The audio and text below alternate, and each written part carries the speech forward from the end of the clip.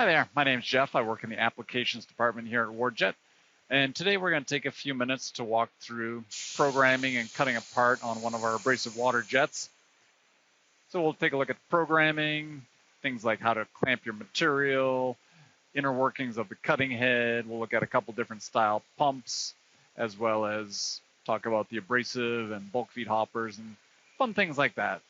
So as we're going along, if there are any questions that come up, please feel free to type them into the question box and we'll answer those at the end. And let's go ahead and jump into WardCam.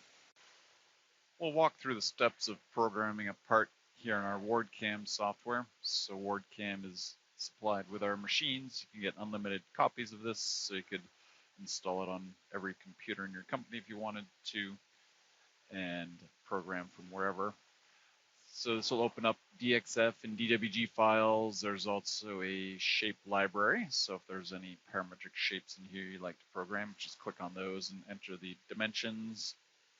We can add shapes to this library. If you need a different shape, let us know and we can program that for you.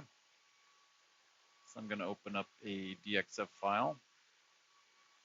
So we'll take this one here. So top right-hand corner, we hit our next button. And top left-hand corner, we choose our nozzle orifice combination that we're using. So we're going to be cutting with a 10 thousandths orifice, 30 thousandths abrasive nozzle. And we'll be doing aluminum, 1/4 inch. In the background of the material database, each of these materials, each thickness has 5 different speeds associated with it, from slow and smooth to fast and rough. Each of those has a high and low speed. When we come to a corner, we ramp down to the low speed, and then we ramp back up to the high speed. And then you can also define things like what you want for length of lead-in for inside and outside cuts, and if you want a tab width, so smaller part you don't want to fall into the tank, you can give it a tab width, so to control that. So we've got our material thickness selected.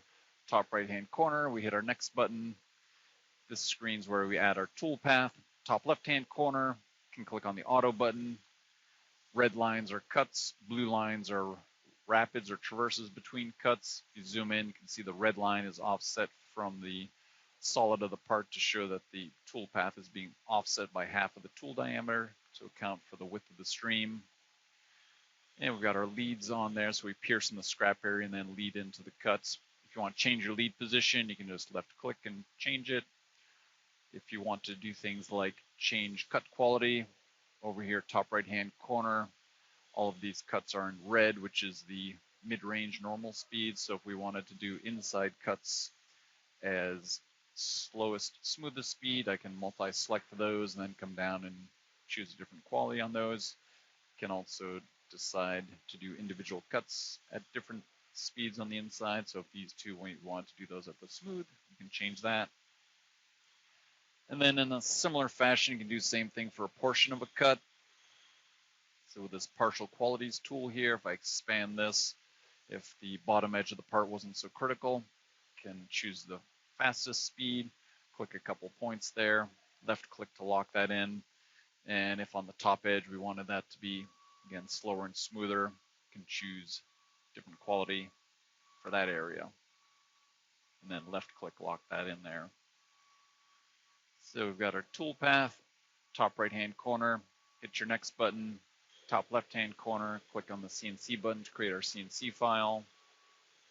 If you want to, you can have this preview open up here that shows the code that we run. We do run the standard G code, so things like G01 for a straight line, G03 for an arc. If you don't care about seeing that code, that's an option. You can just turn that off. Once you've created the CNC file, you can click on the report button.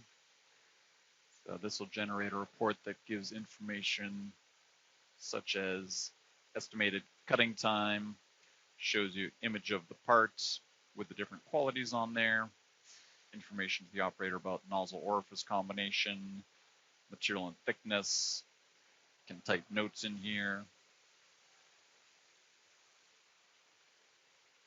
And then in the lower portion, if you want, you can print up costing information, give you an idea about what you could charge per parts, hourly charges, plug in over here on the left what you paid for the machine, interest, overhead, etc., abrasive, all that can go into calculating what you could charge per part for this.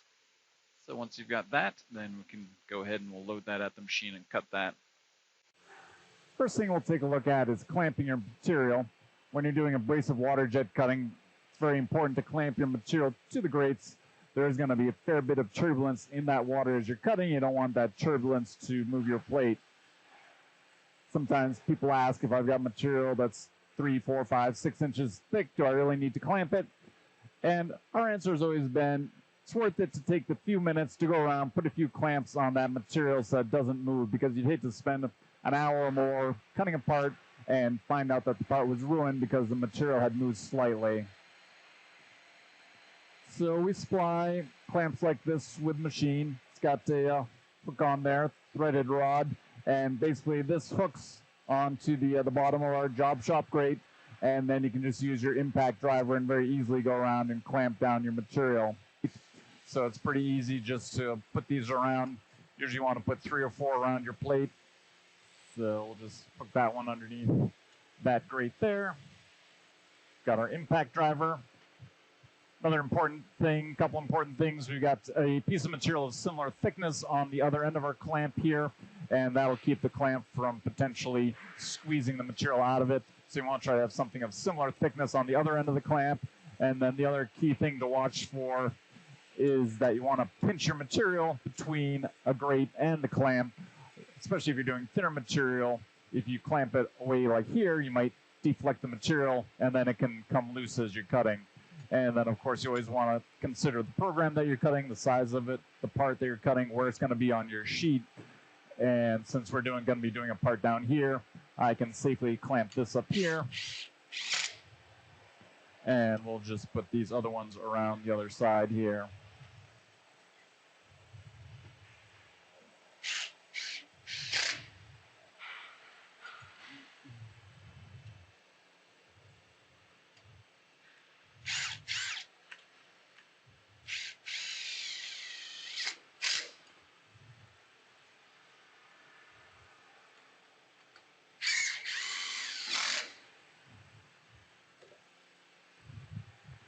So with that, material's nice and stable.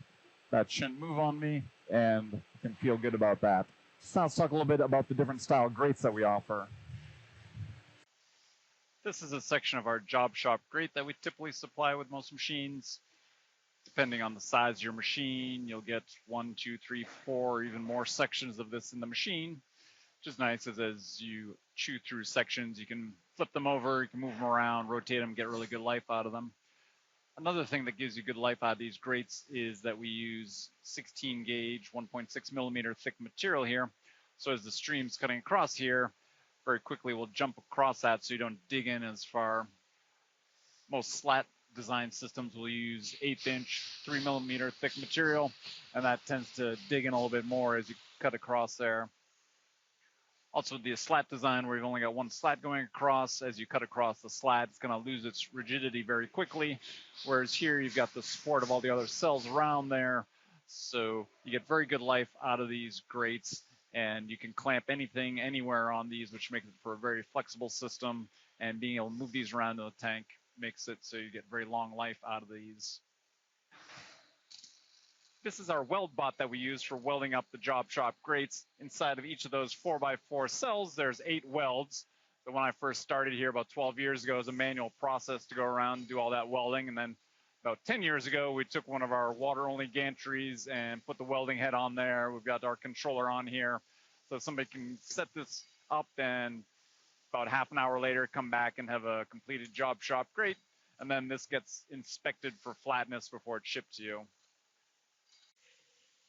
So this is another style grate that we offer that we refer to as the heavy duty grate. This is made out of 1/2 inch steel. It's welded 5 inches thick.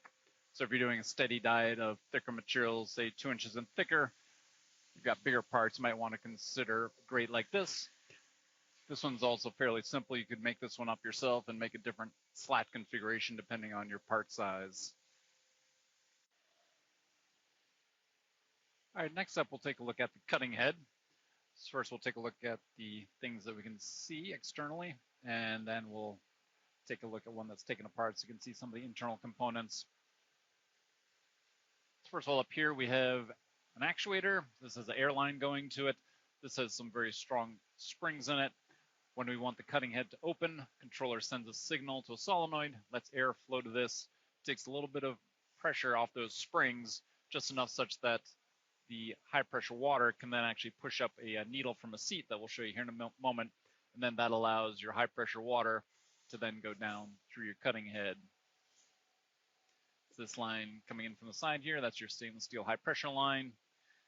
You've got the lower portion of your cutting head here, we've got an adapter, and then the abrasive cutting head body here. We've got our abrasive coming in from the side here, and then inside of here we've got an orifice. Orifice changes the 60,000 psi of pressure above there to speed, so it comes out of the orifice at in excess of 2,000 miles per hour.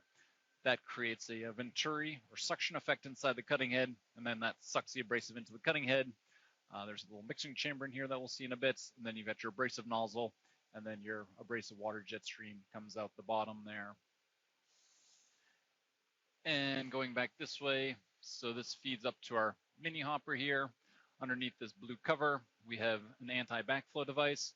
So should you ever get water going back up the abrasive inlet, this has flaps in it that should allow water and abrasive to come out there rather than getting all the way into your mini hopper. So let's take a look at those internal components now. So here's a nice breakdown of the cutting head, starting first again with the actuator that has those springs in there to keep the needle and seat together that we'll see here in a minute. Air goes into there. There's a little muffler on here. If this gets plugged up with abrasive over time, just need to unthread that, blow that out. And then you go down to the valve body, which contains your needle and seat. So this is what the spring acts against. So it pushes the needle against the seat there to keep your high pressure water from going through the cutting head. And then when air is applied to that actuator, the high pressure water can push up on that needle and allow it to go to the cutting head. So your high pressure water comes in here through the valve body. Inside here, there's a bullet. So there's a couple different styles of bullets. Standard bullets. There's also a bullet that accepts one of these little thimble filters. So this thimble filter can act as a final filter to catch any debris that might be coming down your high pressure line. So even if you're not using a diamond, it can help to extend the life of your orifice. Anytime that we quote a diamond orifice, we always quote it with the thimble filter as part of the warranty on the diamond. So the bullet that accepts the thimble filter has a little recess here that would slide into. And going down from there, we've got our adapter. And then you get down to the orifice that goes inside the cutting head. So the orifice can be made out of either ruby, sapphire, or diamond. Each one has a different price point and different life. If you're still using rubies for a few dollars more, I find the sapphires to be much more resilient, so maybe worth it to consider at least going up to the sapphires. And then the diamonds are nice because they are guaranteed for at least 600 hours if you do have that final filter installed. And nice thing about that is, of course, you can just put it in and not have to worry about it for several months at a time. Whereas your ruby and sapphire, they can be anywhere from 0 to 40 hours. You've got your abrasive cutting heads, so the orifice would go down into there, and then the abrasive comes in from the side there. Also inside the cutting head, you have the mixing chamber, so the abrasive will come in from the side, and that's where the abrasive and the water mix together. And then you've got your abrasive nozzle, so this goes into your nut, and this will thread up onto there. And so this is just a hand tighten thing. So if you need to change your abrasive nozzle, it'll just be a couple minutes, unthread it, put a new one in there. It's got a little collet to hold it in place. And then if you're doing water only cutting, see if I can get that in the right orientation, get that back together later. If you're doing water-only cutting, there's a water-only adapter, which places the orifice at the bottom of the adapter, and that has it then closer to your material, so you get a very fine stream. So if you want to do very detailed work, water-only cutting, you can buy a specific water-only adapter for a finer stream. If you're only periodically doing water-only cutting, you can, of course, just use the abrasive cutting head and just not turn on the abrasive, and you'll have a water-only stream. The diameter of the stream will be equal to the diameter of whatever abrasive nozzle that you've got there. So now let's take a look at the mini hopper and the bulk feed hopper and the feeding of abrasive. So the abrasive that most people typically use is Garnet, which is a naturally occurring inert substance, various deposits around the world. We like the GMA product. It's a very clean, reliable product. This comes in different mesh sizes. Most people, for doing metal cutting, are going to use 80 mesh. If you're doing very thin material and you want to reduce burr on the backside, you could go with a 120 mesh. And then sometimes people cutting glass, they want much smoother edge. They can go again with a 120 mesh or even a 220 mesh. So the finer the mesh, the smoother the edge is going to be. You'll also have to cut a little bit slower because each little particle of abrasive has a little bit less power to it. So now we'll go ahead and take a look at our bulk feed hopper options. So here we're looking at the side of one of our A-series machines, and this is the base bulk feed hopper that's quoted with this system. This will hold about 85 pounds of abrasive. And then down here there's a pinch valve, which is controlled by air. And then down here on this vessel, we've got a couple proximity switches. When the abrasive gets below the lower proximity switch, pinch valve opens, allows the abrasive to drop down into this vessel here. This then gets pressurized, and that abrasive is pushed over to the mini hopper over by the cutting head. So we've also got a 400-pound version of this that we'll show you here in a moment. Nice thing about this is you don't have to depressurize in order to fill this up. So as you're cutting and you're starting to get low, you can come over here, just open up the top and pour more abrasive in there. So here we have the 400-pound version of what we just looked at. So the lower components are the same. Upper vessel is just bigger to hold that 400 pounds. And same idea on this one.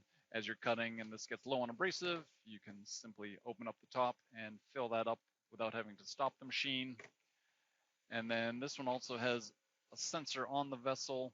So when the abrasive gets below that sensor, the light will turn from green to yellow, indicating it's time to put some more abrasive in here.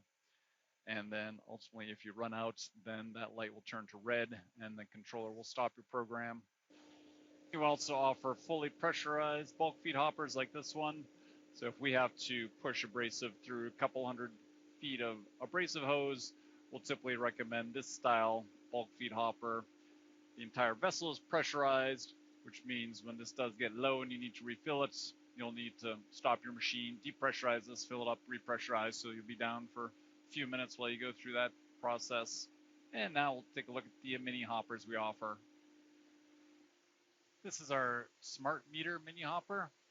We'll typically quote this when somebody's doing a lot of low and high pressure piercing for piercing, say, glass, for example. When the pump is in low pressure, we send a signal to that mini hopper, which has the wheels spin at a relatively low rate to let less abrasive down to the cutting head.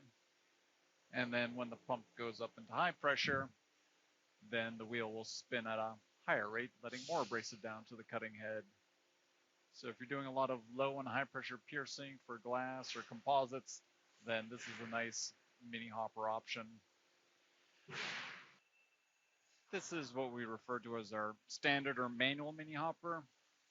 This is what most people are going to use when they're cutting metals and they don't need to be doing a lot of low pressure and high pressure piercing, and they're typically going to run one abrasive flow rate. So this is a slider here on the front, and this number will correspond with a particular abrasive flow rate.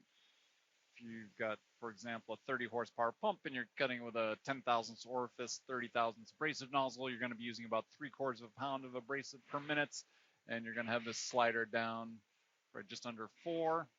And if you're cutting with a 50 horsepower pump and a 14 thou orifice, 40 thou abrasive nozzle, you'll have this up closer to 6. And there's a calibration process that you can go through to ensure that you are getting the proper abrasive flow rates. So in here, there's a little bladder, which is air controlled. So when we don't want to let abrasive go down to the cutting head, there's air in that bladder. A little balloon basically fills up so the abrasive can't fall down through there. And then when we're ready for that abrasive to go down to the cutting head, we turn off the air to that. The little bladder deflates, and then the abrasive can go down to the cutting head. And then up here is, of course, where the abrasive is coming from the bulk feed hopper. So finally, before cutting, let's go ahead and take a look at the pump that makes our high pressure. So Hypotherm offers a couple different pumps that we'll be talking about here. Could spend a whole webinar talking about design of pumps and such. Just give you a brief overview here. So this is an Intensifier style pump. The bottom here, we have electric motor. This is part of the Echelon series. This is available in either 30 or 50 horsepower. And then at the end of this, we have a hydraulic pump. So it creates 3,000 PSI of oil pressure, which goes up to this section here. There's a biscuit that goes back and forth. And then at the end of the biscuit on each side, there's a plunger, and there's a 20-to-1 surface area difference between the two. And then that creates your 60,000 PSI of water pressure coming out each end. And I've got a little cross section of each of these intensifiers I'll show you here in a moment. So basically that process repeats back and forth, creates your 60,000 PSI water pressure. Water goes out through these high pressure lines through a attenuator, which removes any sort of pressure spikes, and then that goes off to your cutting head. So over here we have a pump from their P series, predictive series. So this is available in either 50, 60, or 75 horsepower. This is a 75 horsepower. Similar type concept, electric motor, hydraulic pump, creates your 3,000 PSI of oil pressure up to the center section. Biscuit moves back and forth, creating that 60,000 PSI of water pressure. This has the addition of things like a drip tray. So that's part of the predictive portion of the name, where the tray will collect water from each of those cylinders. It's got tubes down here that those will drop through. They got little optical sensors that'll count the number of drips and give you an indication of when you might need to change seals on the pump. So let's take a look at the cross section for these. So on the bottom, we have a cutaway of the intensifier from the Echelon style pump, and on the top, we have a cutaway from the predictive style pump. So again, concepts are pretty similar. You got your center section where you get the biscuit, and you'd have your oil with your 3,000 PSI of oil pressure there, pushes the biscuit back and forth. You got your ceramic plungers, 20-to-1 surface area, and you get your high pressure water coming out the ends here. A couple little quick differences on this. Again, there's several things that we could talk about, but just briefly, this has a direct sensing of the stroking. So proximity switches basically go right in here to sense when that's going back and forth. This one here has this little assembly that gets triggered when this moves, and then there's a switch up here that tells it that it's reached the end of its stroke to then have it go in the other direction. The predictive style P series has basically soft seals on each end of the high pressure cylinder. Echelon style pump, it's got a traditional rubber soft style seal on this end, but this end it's a hard seal. So the valve body here seals against the high pressure cylinder. So fewer parts in the Echelon style intensifier, a little bit lower operating cost. So there's a couple of little differences between those. Again, I think we're ready to go ahead and load our program and cut something.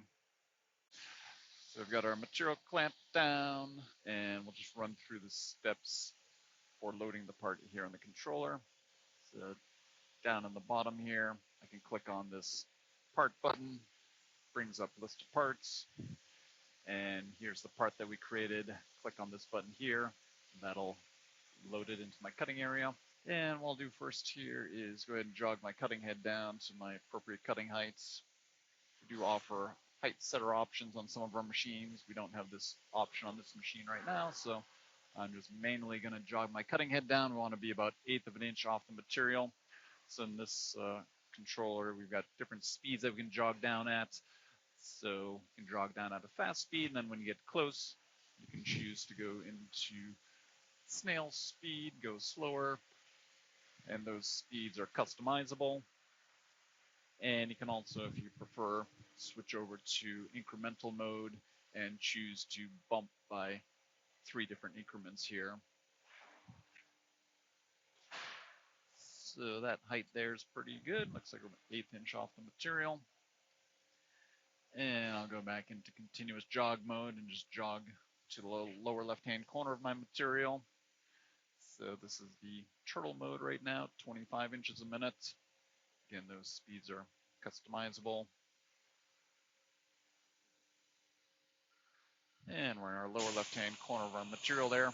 So this program is going to be cut to the right and up from where we're currently located. You can also do things like save positions on your table. So if I click on this offset button over here, click on this plus button at the top. If I'm going to be cutting this part, same location over and over again, I can save this position and repeatedly cut it here. This will save the X, Y, and Z position. We zoom in, shows us the little target there is where we currently are. So if I were to jog away from there, right now the part moves with my cutting head. If I want to go back to that location, select that on my list here, click on save position, and the cutting head will move back to that location. Down here, lower right-hand corner, we've got our absolute positions, X, Y, Z, and the white numbers. If I click on there, toggle that, you can zero out these relative numbers here. Again, if you want to make sure that you're coming back to your same start position, see that those will zero out when we come back to that start position. If I want to cut multiples of these, I can click on the parts. Got some different options they can do in here, such as rotate, mirror, and X and Y. Up here at the top, we've got the array option. And we'll do 1 row, 2 columns. You can adjust your spacing between rows and columns. Once you have things as you like them here, click on the check button, and that will grid those out for you like that. So over here, top left-hand corner, click on the pump on button, turn our pump on. Click on these buttons here to have the water and the abrasive turn on when it sees your code in our program here. So over here, we've got the code that we'll be running. So line 17 M60 tells water to turn on. Line 18 M70 turns the abrasive to turn on. And then at the end of the cut, M71 turns abrasive off. M61 turns water off. So as it's cutting, we'll show you a couple other features here. So click on run.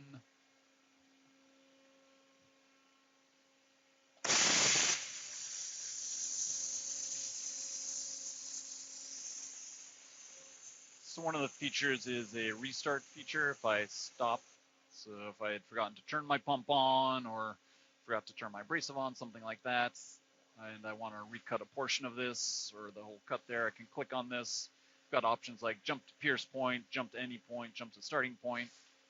So if I'd lost my cut partway through there, I can do jump to any point, and we can zoom in. And if I want to resume my cut somewhere down here, click on that point, click on this point jump, and then the cutting head moves back to that location. And then we can click on resume.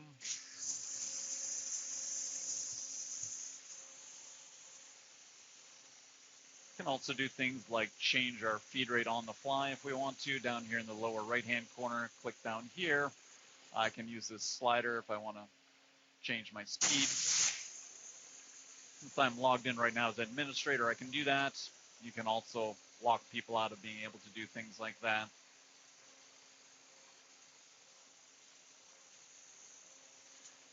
We've got a measuring tool over here. Click on this. If I'm not sure how large both of these parts are together, can click on points, and it'll show me the X and the Y and the diagonal between those 2 points that I just clicked.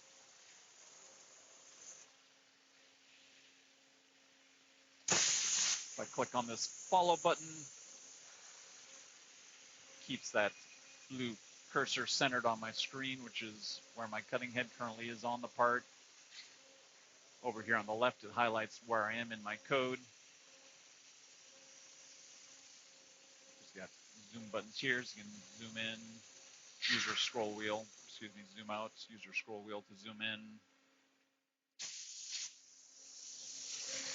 Over here at the right on the bottom, maintenance button. So this, you can track the life of the consumable items on your machine. and you can set up time limits and get notification of when these items need to be changed. Controller can also send you emails so that you know what programs are being run on your machine.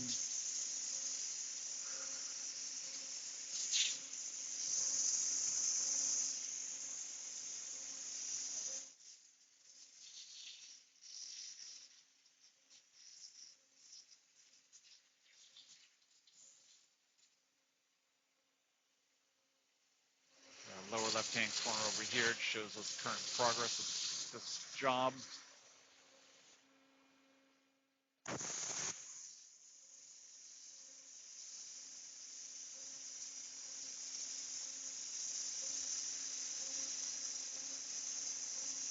Settings area up here can control things like whether you want to see that G code in the background there. When you're doing measure mode, if you want to snap to points, turn that on. Where you can set up your additional users and give them their different permission levels. And then this is where you can determine who can do what on the machines. So if you don't want the operator to be able to change feed rates, you can change this to either maintenance or administrator level.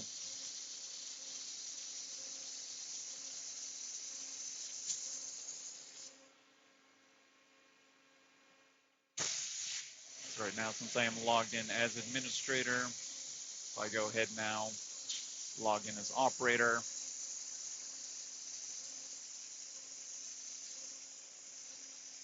so then the operator can't change those feed rates.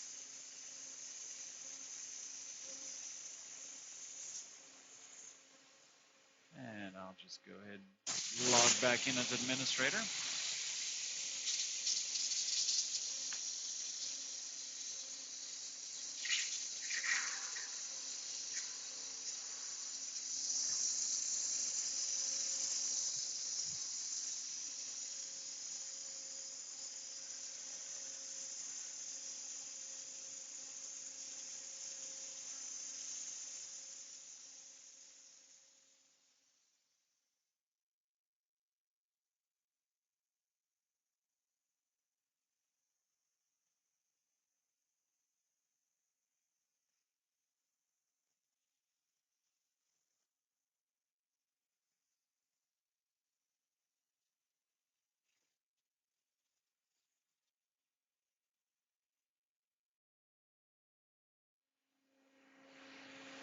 Okay, once that program is done, leaves a ghost image there.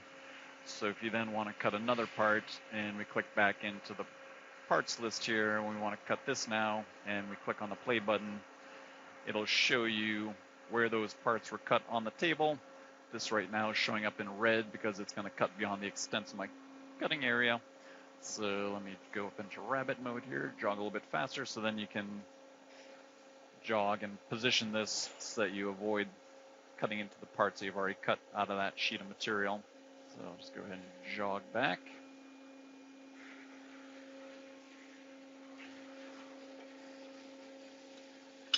So there we go, got our parts cut. Well, I hope that was enjoyable and informative. And if you have any questions, we'll go ahead and answer those right now.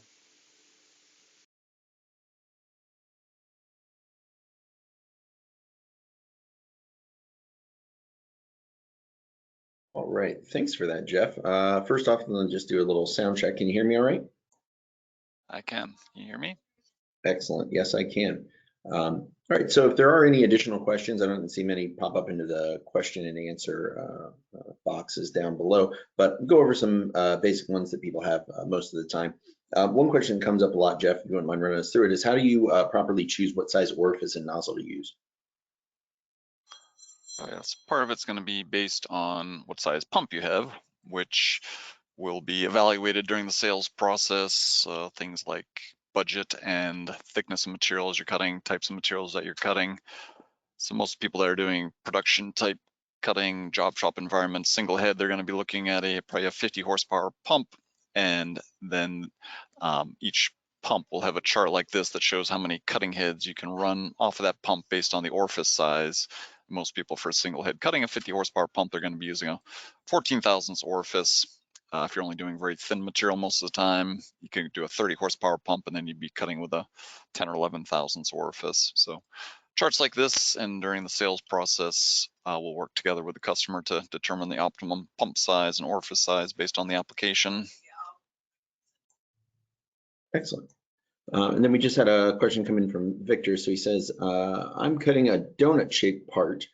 So he's cutting ID and OD. Is it possible to do a low pressure pierce for the ID and then have the OD run on high pressure without piercing? And it's 2-inch thick glass. So I think that correct me if I'm wrong, Victor, feel free to write this in the comment box, but you're looking for only a pierce on the ID and not the OD, or a normal pierce on the OD. So really it would be, it seems like we're asking about controlling the pierces as well as the cut speed as well.